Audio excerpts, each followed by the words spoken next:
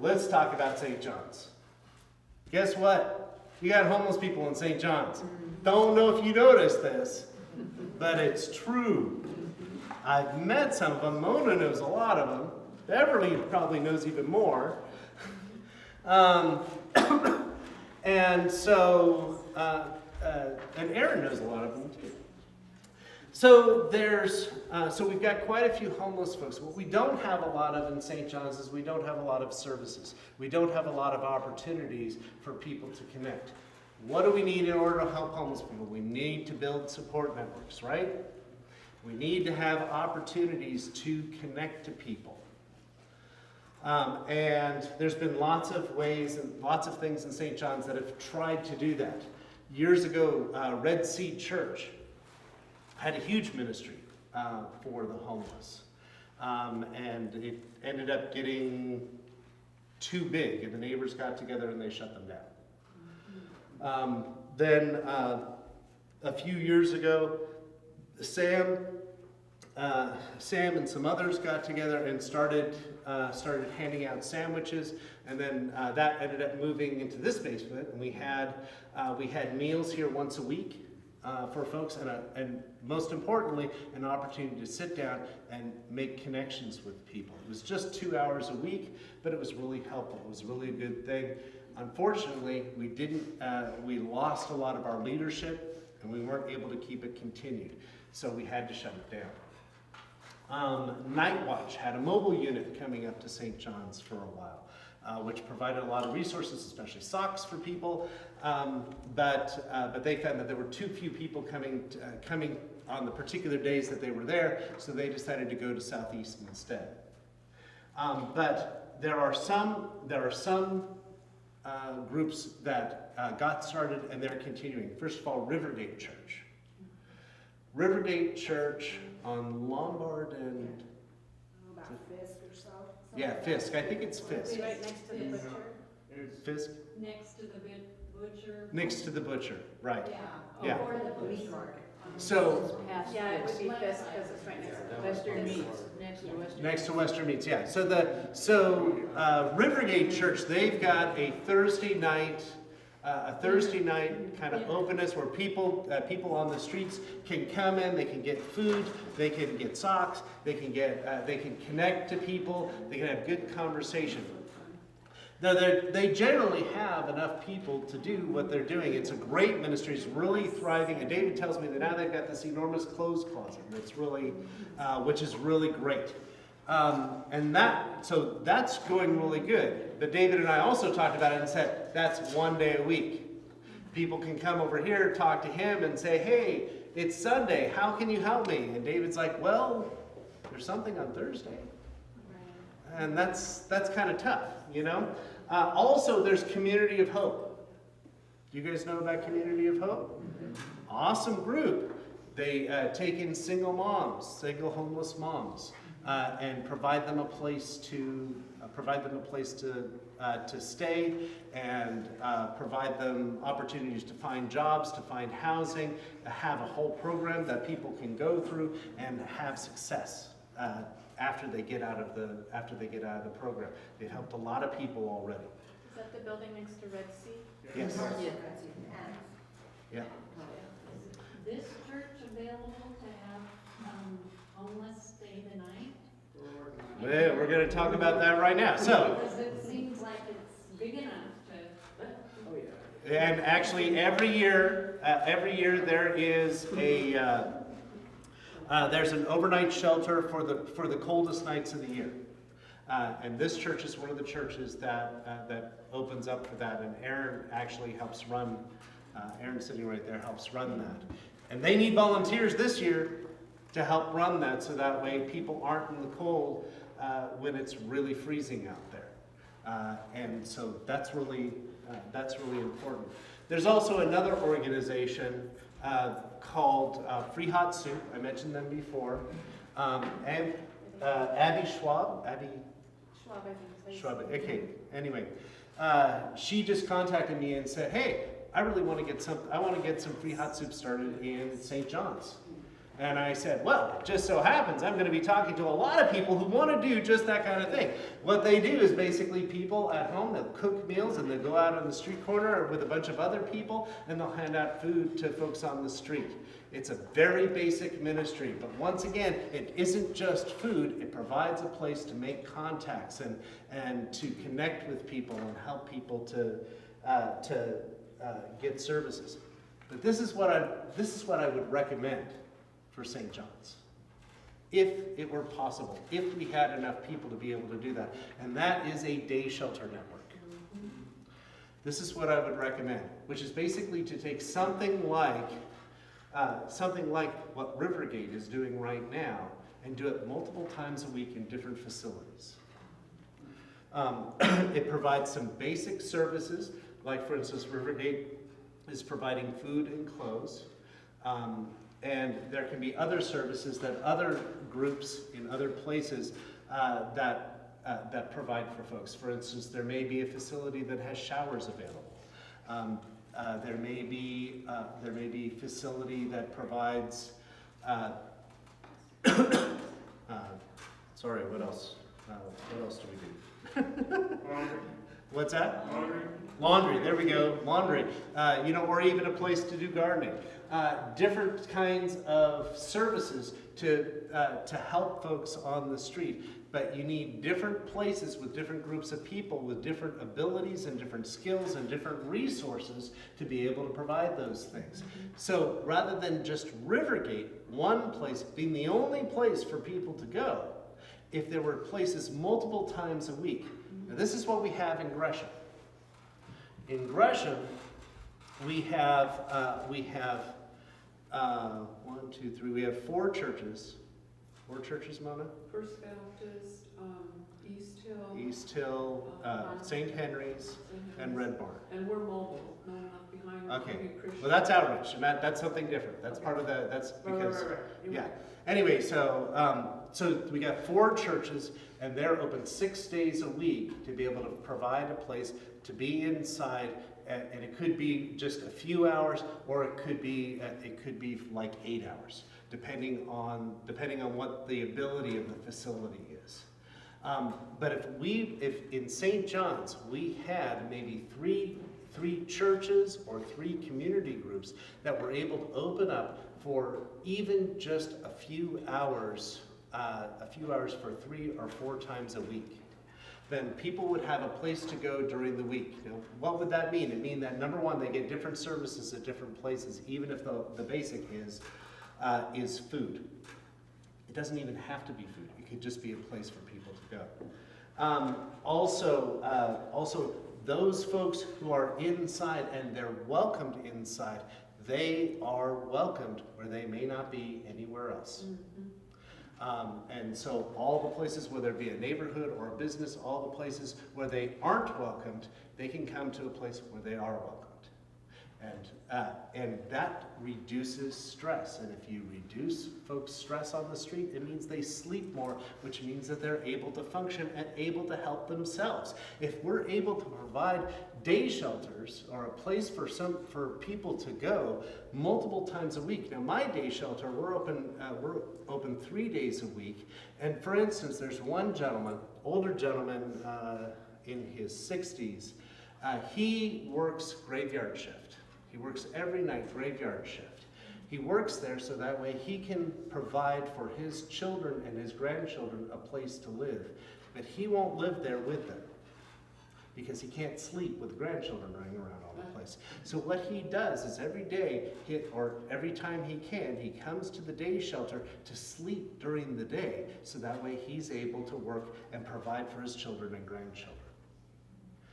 That's the kind of thing that is a basic need that man has that wouldn't be provided except that there are places open multiple times a week. And this is the nice thing about a day shelter is that if you have a church, it's easy to set up. The main thing that you need is you just need some trained volunteers. If you've got trained volunteers and you have a facility that isn't being used for a few hours, you basically have what you need to get one started. It's pretty simple. The hardest thing is to be able to sustain volunteers for a longer period of time.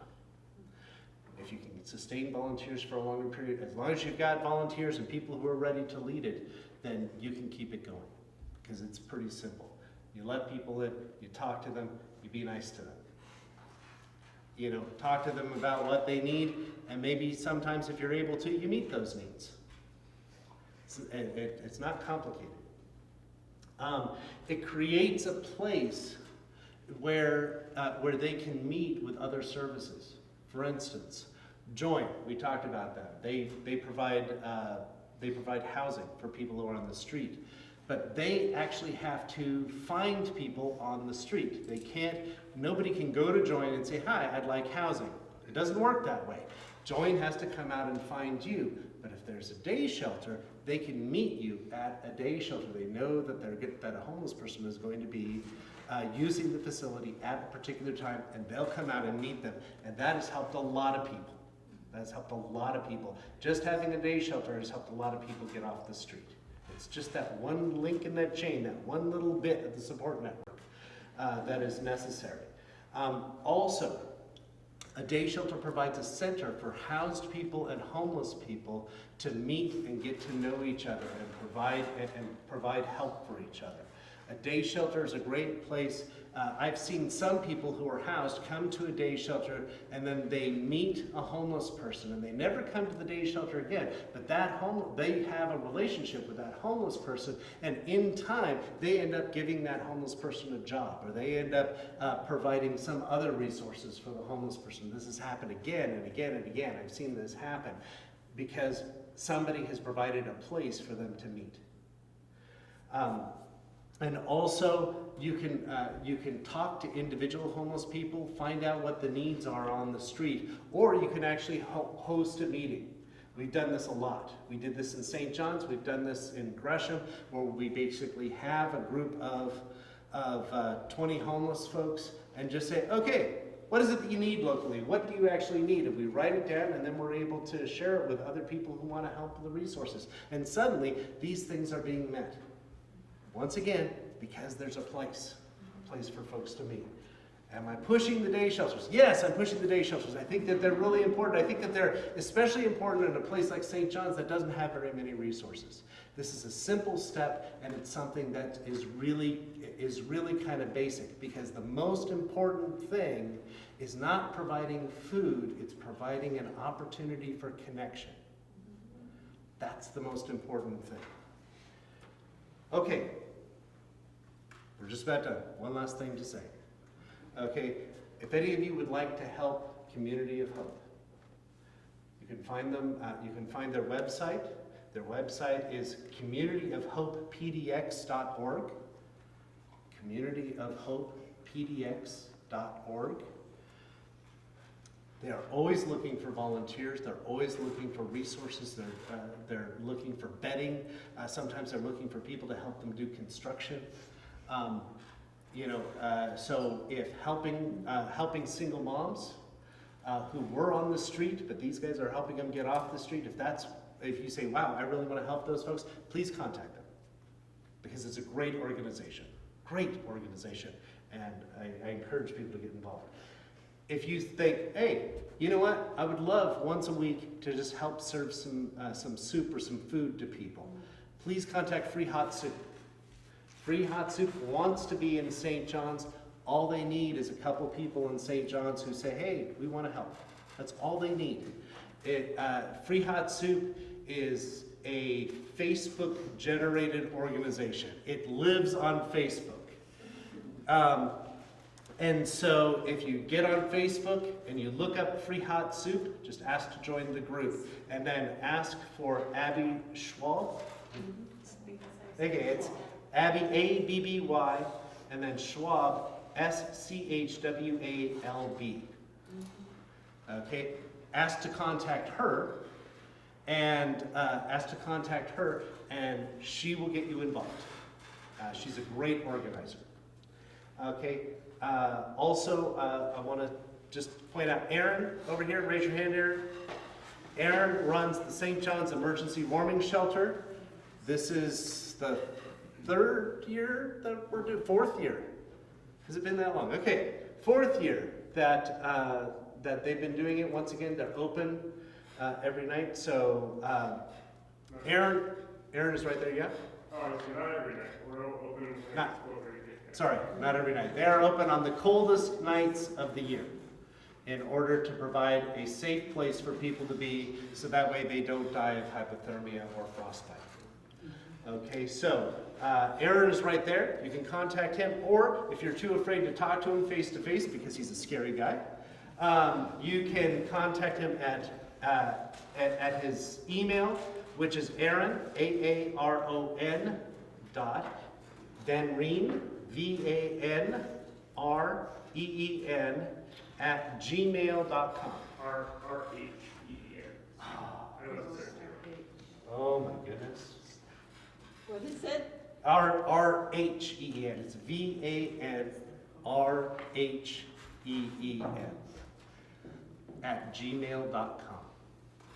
And we definitely need more volunteers. There is a training to go through in order to be a volunteer. And Aaron would love to talk to you to get you into that training, because if there's one thing that the overnight shelter needs more of, it's volunteers. Very much so. Very good for building relationships. And if you are interested in starting a day shelter network or being involved in a day shelter, I would recommend that you talk to David Litter. He runs this church, and he wouldn't necessarily run a day shelter, but he can help organize it until it gets going. And so, and I'm volunteering him for this, and he's very happy about that. What happened with Pastor Goble at Covenant Church? He wasn't able to make it. Oh, Andy, yeah, Yes, Andy Go. about what? Well, they used to have, they lost their building, Oh, and so now they're sharing a building. okay, Yeah. So I remember that congregation. okay. We used to have a Saturday Yeah, Yeah, outreach there. yeah. Okay. but that had to Is be, there- Mercy table. After the organizer leader Yes. passed, they moved back to Texas. Right, yeah, I'm aware of that. But I guess my question is are we aware that he might be able to jump on board? I'm sure he'd be glad to as far help as David what we organize organize- a day shelter, but they don't have it. So building wise, I'm sorry. Steve. No, you, please, you know more than I do. Across the building? So that building is no longer in use by the congregation. Okay. St. John's, now St. John's Christian Church Uh-huh. is merging with University Park Methodist Church. University. They're a union church, yeah, working together. That's where the homeless shelter, the warming shelter, emergency Okay. warming shelter will be, or has been located the last 2 years. Yeah. They are in the middle of, or starting a large affordable housing project on that lot. Yes, And so Andy is very, huge. Andy wants to be involved in this conversation. They're going to be busy this next year with a lot of planning and building. Right. So he's kind of involved in terms of all that, but I think as far as day shelters and like that, he is probably the Okay. guy. Yeah, And So- thanks for that update, I do remember that, that's huge, Yeah. that property opening up for housing, affordable housing. okay, so, so once again, if you want to get involved in day shelter, please go ahead and contact David. You know, what we've got going right now is basically Riverside Church. They're meeting on Thursdays, but it'd be great if you could have more days a week. What if there was something going on Monday? Then you'd have 2 days that people could go and they can be and make contacts with different kinds of folks and be able to connect with other resources. You know, and who knows? Maybe somebody will do a Saturday. Wouldn't that be awesome? Then we'd have 3 days. I feel like the count. Okay. So anyway, just encourage you, get involved. If the least that you could do, you're just saying, I don't really have time to do anything, just go out and meet a homeless person. Make friends with a homeless person. But if you can do more, please get involved with these different organizations, because there's some good people doing good work. All right, and that's all I have to say for today.